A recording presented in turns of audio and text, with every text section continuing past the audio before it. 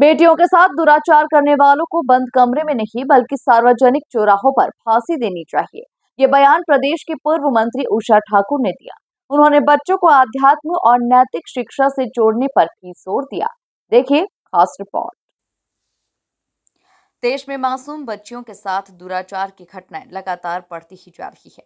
हाल ही में भोपाल में 4 वर्ष की मासूम बच्ची के साथ दुष्कर्म की घटना के अलावा देश के कई स्कूलों में मासूम बच्चियों के साथ गलत हरकत करने की बात सामने आई है।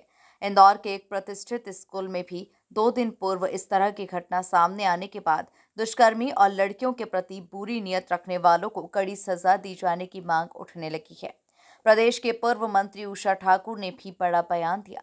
पूर्व मंत्री के अनुसार हमारे देश में दुराचारियों को फांसी देने का कड़ा कानून है, लेकिन उन्हें बंद कमरे में फांसी दी जाती है, जबकि सार्वजनिक चौराहे पर फांसी दी जाना चाहिए ताकि बलात्कारियों में डर कायम हो सके। इतना ही नहीं, उनका अंतिम संस्कार न करके उनके शव को चील कौवों को नोचने के लिए छोड़ देना चाहिए। देखिए, ये शहर तो माँ अहिल्या का शहर है और पूरे देश में सबसे अच्छा है, ये गर्व से कह सकती हूँ मैं। ये जो घटनाएं हो रही, इसका आत्मचिंतन तो संपूर्ण समाज को करना होगा कि मध्य प्रदेश वो प्रदेश है जिससे सबसे पहले छोटी बेटियों के दुराचारियों को फांसी का प्रावधान किया और 30 दिन में फास्ट ट्रैक अदालत में मुकदमे चलाकर उनको फांसी भी दी। अब इससे बड़ी तो कोई सज़ा हो नहीं सकती। इसके बाद भी यदि अपराधियों के मन में भय नहीं है तो इस सज़ा को और कैसे कठोरतम किया जाए, इस बात पर विचार करना चाहिए।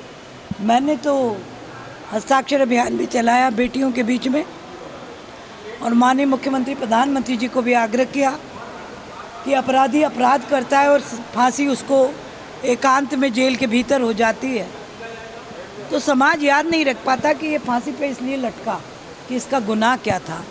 तो ऐसे दुराचारियों को सार्वजनिक चौराहों पर फांसी पर लटकाइए, उनका अंतिम संस्कार भी मत कीजिए। जब चील कौवे उन्हें नोच कर खाएंगे और समाज के सब लोग देखेंगे कि बेटियों के दुराचारियों को अंतिम संस्कार भी नहीं मिलता, तो मुझे लगता है कि अपराधों पे कहीं नियंत्रण हो सकता है। पूर्व मंत्री उषा ठाकुर ने बच्चों में भी संस्कार और नैतिकता का बीजारोपण करने पर जोर दिया है। मंत्री के अनुसार परिजन अपने बच्चों को आध्यात्म और नैतिकता से जोड़े ताकि उनके मन में इस तरह का कृत्य करने का ख्याल भी न आए। साथ ही सभी अभिभावक अपने बच्चों को आध्यात्मिकता की शिक्षा दें, सात्विकता की और नैतिकता की शिक्षा दें। जो संस्कारवान लोग हैं वो कभी इस प्रकार की घटना को अंजाम नहीं देते। आप अधिकतर देखेंगे या तो वो नशे में धुत लोग हैं जो कर रहे हैं या जिनके माता पिता ने उनको संस्कार नहीं दिए। तो ऐसी कठोर व्यवस्था पूरे समाज को मिलकर करना होगी कि समाज संवेदनशील बने, संस्कारवान बने, आध्यात्मिकता व्याप्त हो, सात्विकता व्याप्त हो, तभी व्यवस्थाएं सुरक्षित और समुचित होंगी। विधायक उषा ठाकुर ने नवरात्र के दौरान गरबे में आईडी कार्ड देखकर ही प्रवेश देने की अपनी मांग को फिर दोहराया है। उन्होंने खुशी जाहिर करते हुए कहा कि इस संबंध में प्रदेश के मुख्यमंत्री ने भी संज्ञान लिया है। Bureau report, MP news, Indore.